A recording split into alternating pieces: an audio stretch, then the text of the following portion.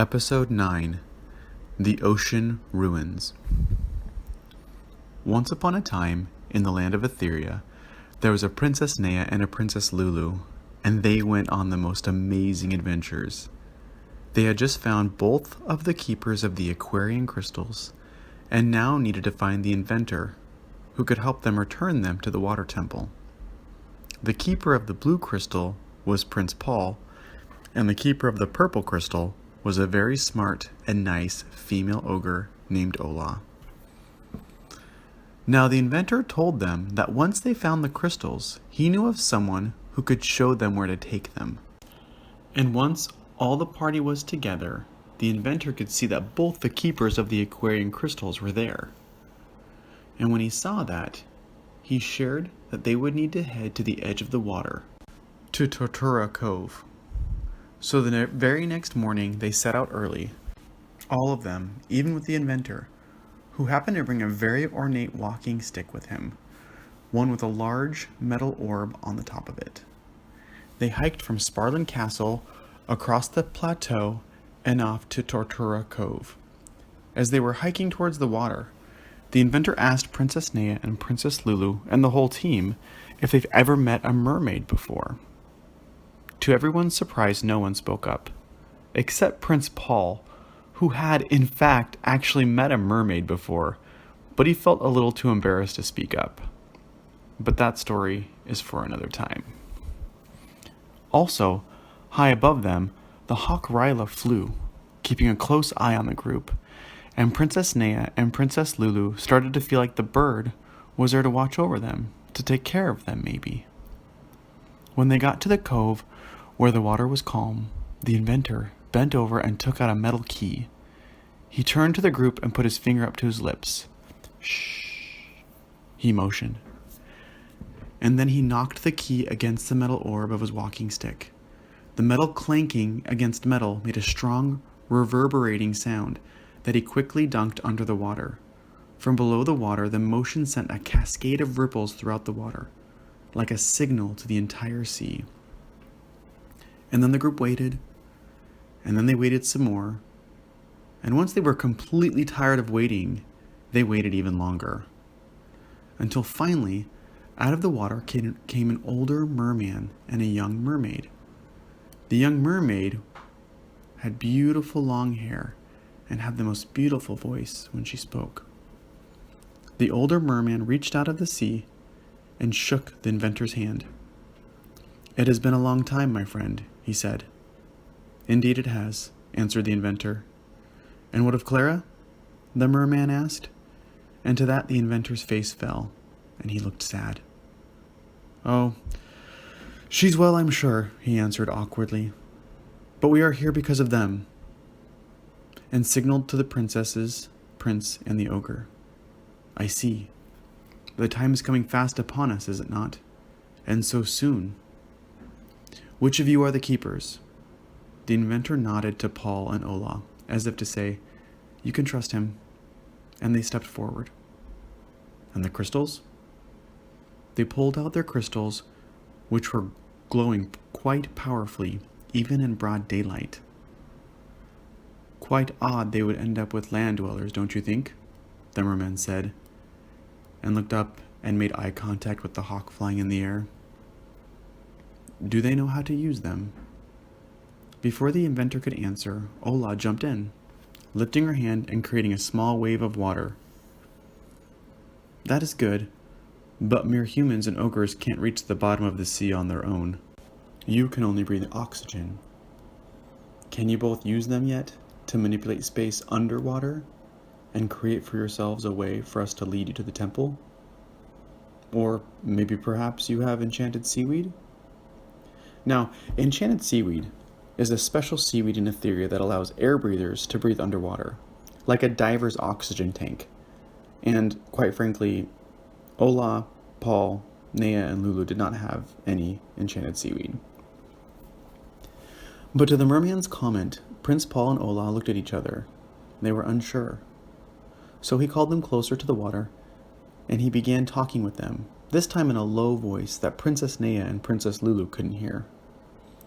Shortly thereafter, both Prince Paul and Ola began stretching out their palms and shifting the water from the sea away from them, and then closer, moving it. And these two? The merman looked up. I assume they must go as well? And the hawk Ryla from the air gave a loud cry. And the merman smiled. And you, old friend, addressing the inventor, will you be coming? Not today. My work is done. These old bones have seen enough adventures for one lifetime. And you know me, I never was one for the water. More interested in the dirt? The merman joked, with a wink. And with that, Princess Nea and Princess Lulu stepped forward next to Prince Paul and Ola, and the four of them began walking into the sea, where a bubble of air began to surround them until they were fully encased, walking and sometimes floating through the sea. When they were well on their way, traveling underwater, further and further down into the sea, the merman turned to the group and introduced the young mermaid. This, Princesses of Sparland, Prince of Cedar Landing, and Ola of Uben, she answered bashfully. Ola of Uben.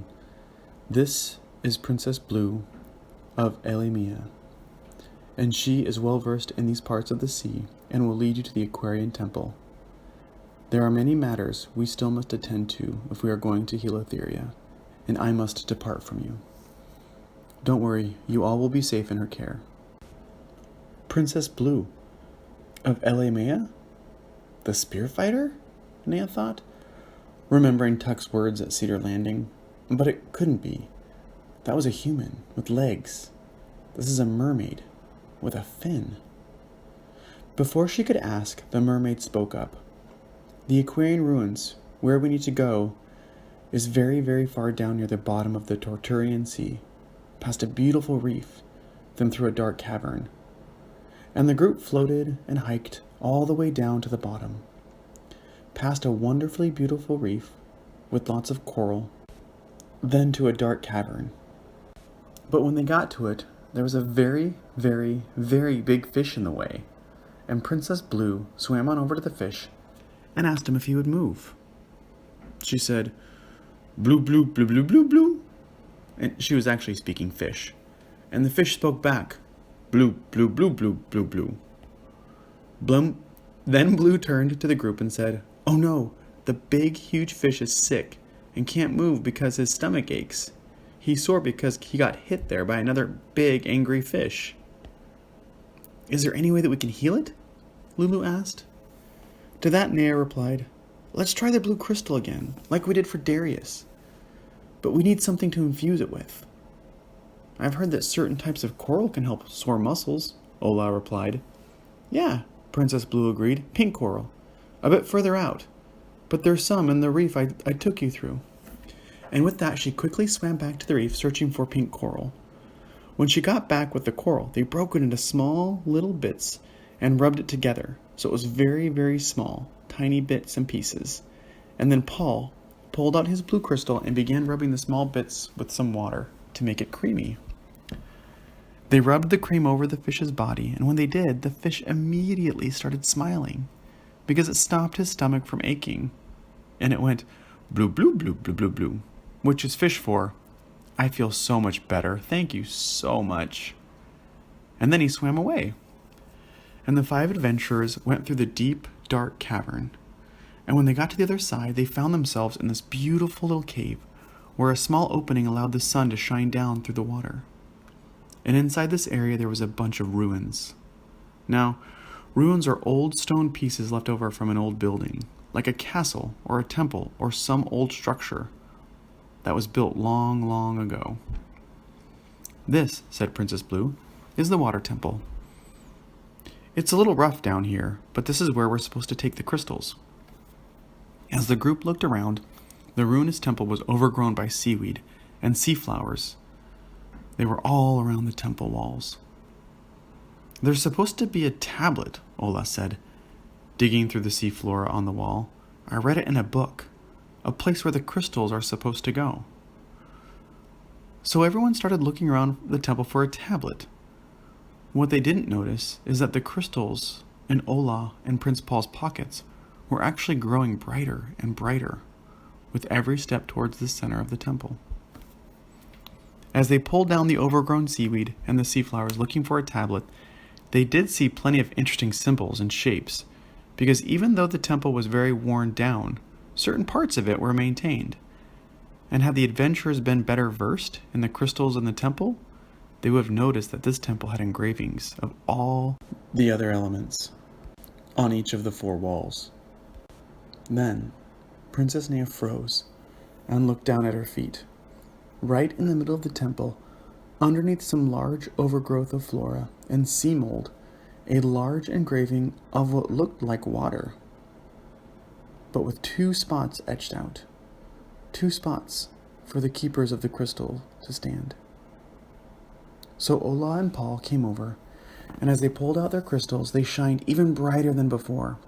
And once they stepped on the small etching in the ground, their crystals began to burn, to warm up and float away from them, right in front of their face. And all of a sudden, from the base of the temple and through the crystals, came a bright blue and purple light shooting from the floor, through the ceiling of the temple, out into the sky. Big, beautiful beams of blue and purple. And as this happened, they noticed that even the water around them seemed to get brighter, to get shinier, like it was healing. And the walls of the temple began to get brighter.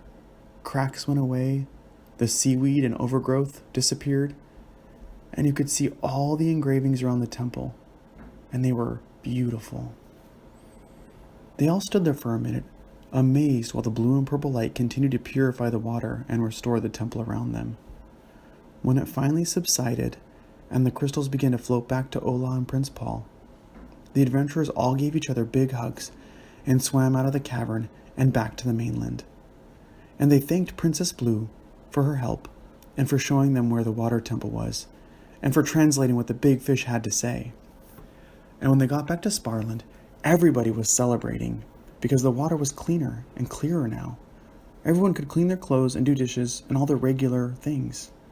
Prince Paul and Ola, though, kept their crystals very, very safe and very, very protected, because even though they had begun to restore the water temple, nobody knew what they might need the crystals for next. The end.